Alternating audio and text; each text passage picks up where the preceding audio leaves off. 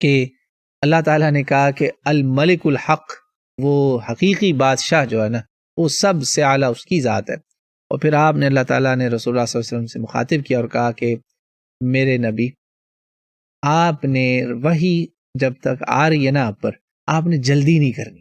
یہاں پہ اللہ نے کہا آپ نے بس یہ کہہ دینا ربی زدنی علما، وقل ربی زدنی علما، بس یہ کہیں۔ یہ ربی زدنی علما اس امت کو بہت بڑا تحفہ مل گیا رسول اللہ صلی اللہ علیہ وسلم کی دعا کی شکل میں۔ ہر نبی کی دعا قرآن میں دیکھ لیں، رسول اللہ کی دعا اتنی چھوٹی کیوں ہے؟ بہت ہی جامع ہے۔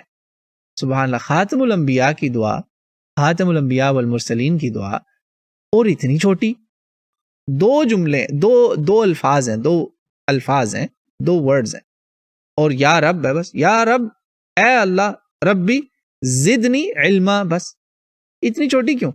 اس کی وجہ ہے کہ اللہ تعالیٰ نے اپنے نبی اکرم صلی اللہ علیہ وسلم کے اوپر ایک بہت بڑا فیض دیا ہے۔ وہ ایک بڑی پیاری حدیث ہے جس میں آپ نے کہا کہ مجھے اللہ نے کچھ چیزیں ایسی عطا کی ہیں جو کسی اور نبی کو نہیں ملی۔ وہ کیا ہے؟ لم اعطین الانبیاء قبلی علیہم الصلاۃ والسلام، سب پر اللہ کی سلام تھی لیکن وہ ملی نہیں باقی کسی نبی کو۔ اس میں ایک ہے اللہ نے مجھے رعب دیا کہ میرے دشمنوں کے اوپر میں غالب آؤں گا، صرف رعب سے۔ وہ یاد ہے نا مباہلے والا واقعہ، رعب سے ہی پورا علاقہ، رعب، نصرت بالرعب، ایک مہینے کے فاصلے پہ رعب۔ پھر اللہ تعالیٰ نے پوری زمین کو اس امت کے لیے مسجد اور پاک بنا دیا، ورنہ پہلے لوگ معبدوں میں نمازیں پڑھتے، جعلت لی الارض مسجدا وطہورا۔ پھر اللہ تعالیٰ نے احلت لی الغنائم، اللہ رسول اللہ صلی اللہ علیہ وسلم کے ذریعے امت پہ مال غنیمت وہ پہلے حرام تھا، پہلی امتوں پر اب حلال ہو گیا۔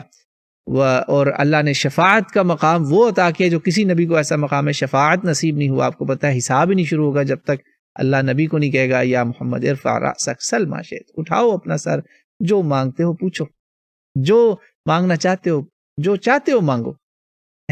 تو اس کے بعد آپ نے کہا کہ مجھے اللہ تعالیٰ نے خاتم الانبیاء والمرسلین بنایا، اور ایک یہ بات کہی کہ اوتیت جوامع الکلم، مجھے اللہ نے جامع کلمات عطا کی، یعنی کنسائزنس آف دا اسپیچ۔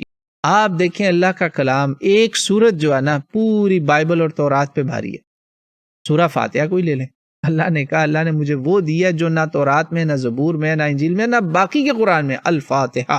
جب نبی کا یہ مقام ہے کہ اس کو اللہ تعالیٰ نے جامع کلمات عطا کرنے ہیں ہر چیز میں، وحی میں بھی جامعیت، قرآن کے اندر بھی کنسائزنس ہے، سمندر ہے پورا، کوزے میں سمندر کی مثال دیکھنی تو قرآن دیکھ لو، حدیثیں آپ رسول اللہ صلی اللہ علیہ وسلم کی دیکھ لیں، چھوٹی سی مختصر حدیث ہوگی اور اس میں آپ موتی ہیں پورے، آپ سمندر بہا دیں، لکھتے جائیں، بولتے جائیں، کہیں گے یار اور چاہیے، مزہ ہی آ رہا ہے۔ سبحان اللہ، یہ ربی زدنی علما میں بھی یہی بات ہے کہ اللہ تعالیٰ نے اتنی جامع دعا سکھائی جس میں سارا کچھ آ گیا۔ اب علم وہی ہے جو علم نافع ہے، اور یہ قرآن کے علم کی بات ہو رہی ہے۔ ہم اللہ سے جب علم مانگتے ہیں تو یاد رکھیں اس علم کے کچھ تقاضے ہوتے ہیں۔